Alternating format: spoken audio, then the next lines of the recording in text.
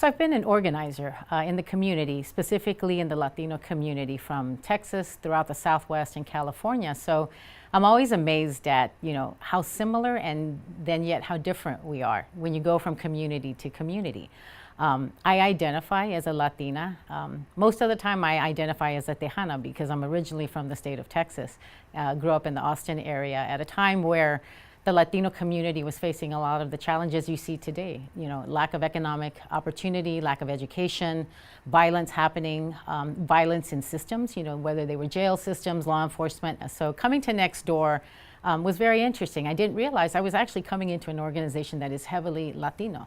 Over 90% of our staff are Latino, and our client pool is heavily Latino. So for all practical purposes, I kind of feel like I'm in an organization that serves the Latino community, and our needs are very different. So I think that, one can assume Latinos are this big sort of group, but within that, you have our populations from Central America, from South America, and so language differences, how we view the world, our experiences with oppression are all very different. And so I think coming to Next Door and seeing the diversity of Latinas that come in through our doors, I have an appreciation for what a challenge it is to meet the needs of people coming. My experience of oppression is very different from somebody coming from Nicaragua or El Salvador. So it's always a series of finding what are the distinctions and where do you meet people at? And then also, what do we share in common? What's our common bond? What's our common agenda? I think those are things that are part of the work.